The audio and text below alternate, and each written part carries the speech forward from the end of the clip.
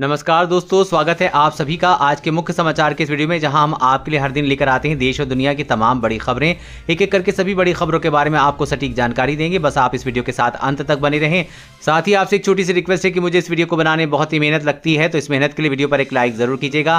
साथ ही वीडियो के नीचे दिखे इस लाल बटन को दबाकर चैनल को सब्सक्राइब कीजिए और इस घंटी को भी दबाइए ताकि आपको दिन भर की बड़ी खबरों की जानकारी लगातार मिलती रहे। तो चलिए दोस्तों, एक एक करके सभी बड़ी खबरों के बारे में जान लेते हैं। तो दोस्तों, आज की पहली बड़ी खबर की अपडेट की बात करें तो 2 से 18 साल के बच्चों पर भी कोवैक्सीन का होगा ट्रायल। DCGI ने दी मंजूरी। जी हां, देश में कोरोना की तीसरी लहर के खतरे को देखते हुए भारत बायोटेक की कोरोना वैक्सीन कोवैक्सीन का ट्रायल अब 2 से 18 साल के बच्चों पर भी किया जाएगा। बच्चों पर वैक्सीन के ट्रायल की मंजूरी drugs controller general of India यानी कि DCGI ने दे दी है। बता दें कि कोरोना के बढ़ते मामले और तीसरी लहर के आउट को देखते हुए कोरोना वैक्सीन पर निगाह रखने वाली सब्जेक्ट एक्सपर्ट कमेटी ने इसके ट्रायल की सिफारिश की है। जानकारी के मुताबिक कोरोना की तीसरी लहर को लेकर ऐसी जानकारी मिली है कि वो बच्चों के लिए काफी खतरनाक साबित हो सकती है। यही कारण है कि बच्चों पर वैक्सीन के ट्रायल को मंजूरी दे दी गई है। भारत बायोटेक की ओर से ये ट्रायल 525 वॉलंटियर्स पर किया जाएगा। इस ट्रायल में 2 से 18 साल के बच्चों को शामिल किया जाएगा और ये कोवैक्सीन की क्लिनिकल ट्रायल का फेज 2 और फेज 3 होगा। ट्रायल के दौरान पहली और दूसरी वैक्सीन का डोज 28 दिनों के अंतर पर दिया जाएगा। विशेषज्ञों के मुताबिक भारत में कोरोना की तीसरी लहर सितंबर तक आ सकती है। और अगली बड़ी खबर की बात करें तो अच्छी खबर, अब मोबाइल वॉलेट जल्द ही बैंक अकाउंट से करेंगे काम। जी हां, आने वाले समय में आपकी मोबाइल वॉलेट ही आपके बैंक अकाउंट की तरह काम करेगा। देश में डिजिटल ट्रांजैक्शन को बढ़ावा देने के लिए रिजर्व बैंक ऑफ इंडिया यानी कि RBI ने पिछले सप्ताह 3 ऐसे कदम उठाए जिसके अमल में आने के बाद जल्द ही मोबाइल वॉलेट पर बैंक अकाउंट की सारी सुविधा मिलने लग जाएगी। RBI ने मोबाइल वॉलेट को मंजूरी दे दी है। ये अपने ग्राहकों को RTGS और NEFT के जरिए पैसे ट्रांसफर करने की सुविधा दे सकते हैं। अब तक मोबाइल वॉलेट फंड ट्रांसफर करने के लिए UPI का इस्तेमाल करते हैं। इसके अलावा RBI ने एक वॉलेट में दूसरे वॉलेट में फंड्स ट्रांसफर की फैसिलिटी को अनिवार्य कर दिया है। RBI की रिपोर्ट मोबाइल वॉलेट की मैक्सिमम बैलेंस लिमिट को बढ़ाकर दोगुना कर दिया गया, यानी कि अब वॉलेट में 1 लाख रुपए के बजाय 2 लाख रुपए तक रख सकेंगे। RBI ने ये तीनों कदम अधिक से अधिक लोगों को डिजिटल ट्रांजैक्शन अपनाने के लिए प्रोत्साहित करने के मकसद से उठाया है। इससे आपका मोबाइल वॉलेट जल्द ही बैंक अकाउंट की तरह काम करने लगेगा। रिजर्व बैंक ऑफ इंडिया के इस कदम से अब यूजर्स एक वॉलेट से दूसरे वॉलेट में आसानी से फंड ट्रांसफर कर सकेंगे। उदाहरण के लिए पेटीएम यूजर अब फोन पे वॉलेट में पैसे ट्रांसफर कर सकेंगे। NEFT और RTGS की मंजूरी मिलने में अब आसानी से वॉलेट किसी भी बैंक अकाउंट में पैसे ट्रांसफर कर सकेंगे। साथ ही ATM से भी पैसे भी निकाल सकेंगे। और अगली बड़ी खबर की बात करें तो सावधान रहें, शराब पीने वालों को कोरोना से ज्यादा खतरा, बढ़ानी पड़ रही है दवा की डोज। जी हां, शराब पीने वालों को कोरोना का खतरा ज्यादा है। इसकी मूल वजह है शराब के शरीर की प्रतिरक्षा तंत्र को कमजोर होना। ऐसे मरीजों के इलाज में लगे चिकित्सकों का कहना है कि सामान्य लोगों की अपेक्षा नियमित शराब पीने वाले ज्यादा संक्रमित हो रहे हैं। जहरीले रसायन की वजह से शरीर में एंटीऑक्सीडेंट की कमी हो जाती है, इससे प्रतिरक्षा तंत्र कमजोर होता है। ऐसे मरीजों को ICU में संभालने के लिए पल पल की स्थिति पर नजर रखनी पड़ती है और अतिरिक्त सजगता बरतनी पड़ती है। KGMU के नोडल अधिकारी डॉक्टर हिमांशु बताते हैं कि अधिक डोज इसलिए भी देनी पड़ती है क्योंकि एक तरफ संक्रमण रोकने की चुनौती होती है तो दूसरी तरफ मरीज का इम्यून सिस्टम नियंत्रित रखना पड़ता है। और अगली बड़ी खबर की बात करें कि कौन आपकी ID पर चला रहा है फर्जी सिम, ऐसे लगा सकते हैं पता, जानिए पूरा प्रोसेस। जी हां, जब आप नया सिम खरीदते हैं तो आपको फोटो और पहचान पत्र जैसे ड्राइविंग लाइसेंस या फिर निर्वाचन कार्ड की फोटो कॉपी देनी होती है। लेकिन कई बार लोकल सिम प्रोवाइडर आपके फोटो और पहचान पत्र की जाली कॉपी तैयार करके आपके नाम से कई सारे फर्जी सिम निकालकर बेच देता है। इस फर्जी सिम से अगर किसी अपराध को अंजाम दिया जाता है तो आपको इसका जिम्मेदार ठहराया जाएगा। साथ ही कई मौकों पर जेल भी जाना पड़ सकता है। ऐसे में आप ऑनलाइन पता लगा सकते हैं कि आखिर आपकी ID पर कौन फर्जी सिम चला रहा है। इस फर्जी सिम को सरकारी पोर्टल की मदद से ब्लॉक भी किया जा सकता है। आपको बता दें कि दूरसंचार विभाग ने tafcop.digitelecom.gov.in डोमेन से इस पोर्टल लॉन्च किया है कि इस पोर्टल में देश भर में चालू सभी मोबाइल नंबर का डेटाबेस अपलोड है।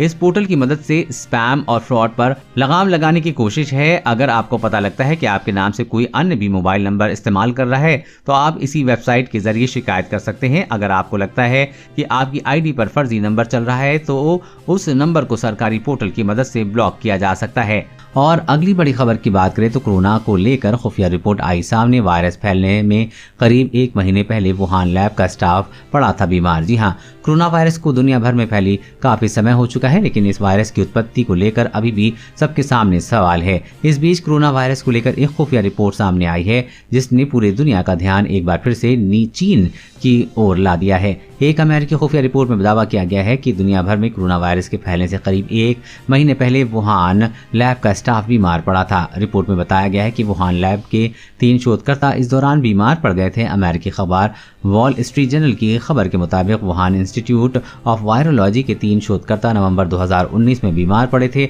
और उन्होंने अस्पताल की मदद मांगी थी। अमेरिका की इस खुफिया रिपोर्ट के वुहान लैब के बीमार शोधकर्ताओं की संख्या, उनके बीमार पड़ने की समस्या और समय अस्पताल जाने से जुड़ी विस्तृत जानकारी दी गई है। अमेरिका की ओर से जारी इस खुफिया रिपोर्ट के सामने आने के बाद उम्मीद जताई जा रही है कि खुफिया जानकारियां उस दावे की जांच दोबारा करने पर बल देंगी जिसमें वुहान लैब से कोरोना वायरस फैलने की आशंका जताई गई है।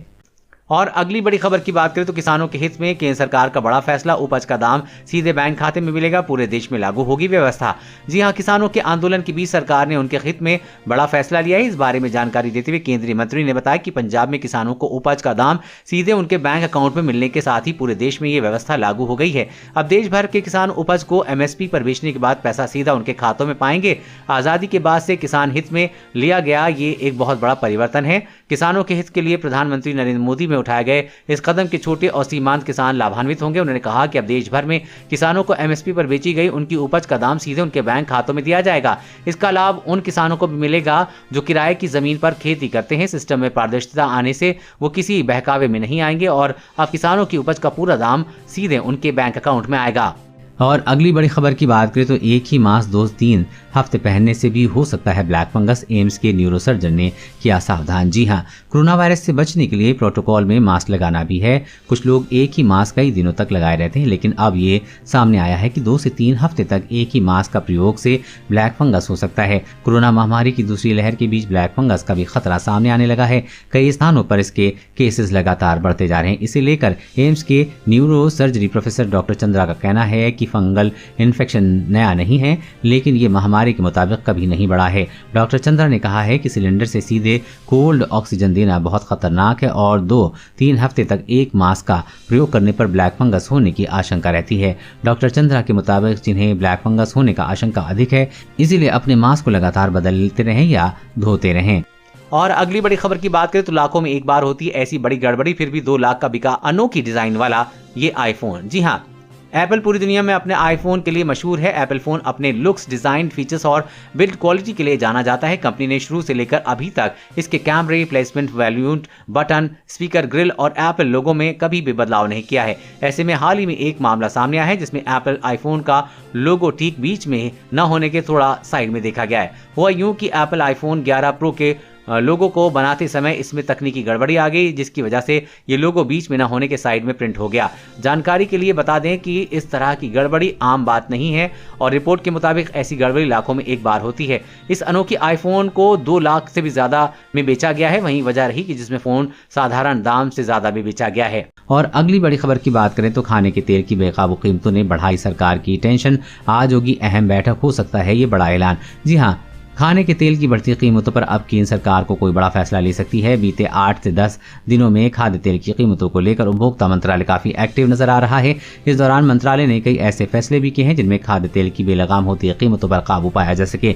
इसी कड़ी में आज भी उपभोक्ता मंत्रालय के एसोसिएशन कमोडिटीज यानी कि आवश्यक वस्तुओं के विशेषकर खाने के तेल को लेकर अहम बैठक है। खाद्य तेलों की कीमतों पर लगाम लगाने के लिए आगे की रणनीति बनाई जाएगी। आपको बता दें कि साल भर पहले तक सोयाबीन तेल के दाम 70 रुपए से 80 रुपए प्रति लीटर हुआ करते थे। इसके बाद कोरोना काल के पहले लॉकडाउन के दौरान सोया तेल के दाम बेतहाशा बढ़ना शुरू हो गए हैं। इस साल तेल की कीमतों ने सारे पिछले रिकॉर्ड तोड़ दिए हैं। हालात ये हो गए हैं कि सोया तेल आजकल 165 रुपए प्रति लीटर से लेकर 170 रुपए प्रति लीटर के भाव पर बिक रहा है। और अगली बड़ी खबर की बात करें तो मिसाल लावारिश लाशों के लिए महिला ने छोड़ दी नर्स की नौकरी, पति के साथ मिलकर करती है अंतिम संस्कार। जी हाँ, कोरोना वायरस के इस दौर में जब हर जगह से संवेदनहीनता की तस्वीरें सामने आ रही हैं, वहीं कई लोग ऐसे भी हैं जो निस्वार्थ होकर दूसरों की मदद के लिए सामने आ रहे हैं।